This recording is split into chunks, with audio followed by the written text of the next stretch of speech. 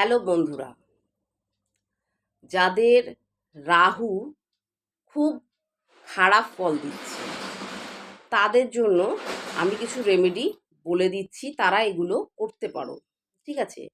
তবে অবশ্যই জেনে নেবে যে তোমাদের যে সমস্যাগুলো হচ্ছে সেটা রাহুর জন্যই হচ্ছে, তো সেটা একটু কিন্তু তোমরা কনফার্ম হয়ে নেবে বা জেনে নেবে কোনো জ্যোতিষীর কাছ থেকে।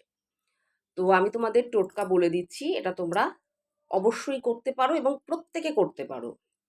১ নম্বর হচ্ছে তোমাদের টয়লেট, সেটাকে তোমাদের সবসময় পরিষ্কার রাখতে হবে। এটা কিন্তু তোমাদের মাথায় রাখতে হবে। বিশেষ করে পরিষ্কারের যে দিন সেটা হচ্ছে বুধবার অথবা শনিবার। এই দুটো দিন তোমরা তোমাদের টয়লেট পরিষ্কার করতে পারো। এবং টয়লেট আজকাল ঘরের মধ্যে, তো সেই ক্ষেত্রে মাথায় রাখবে টয়লেট কিন্তু সবসময় শুকনো রাখবে। টয়লেট যেন ভিজা স্যাঁতস্যাঁতে না থাকে, তাহলে কিন্তু রাহু খারাপ রেজাল্ট দেবে।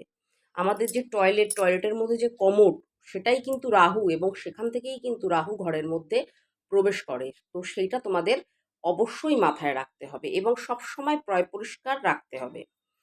আর বাথরুমে তোমরা একটা কাচের বাটির মধ্যে করে একটু নুন রেখে দিতে পারো। নর্মাল নুন রাখলেও হবে, সি সল্ট বা সল্ট বাটিতে মধ্যে করে রেখে দেবে এবং প্রতি সপ্তাহে সেই নুনটা চেঞ্জ করবে।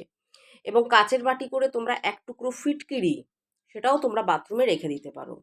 ফিটকিরিটা নষ্ট হয়ে যায় না, ফিটকিরিটা জল দিয়ে ধুয়ে আবার তুমি তোমাদের বাথরুমে রেখে দিতে পারো। এর ফলে কি হবে, রাহুর যে একটা নেগেটিভিটি বা রাহুর যে অশুভ প্রভাব, সেটা কিন্তু দূর হবে।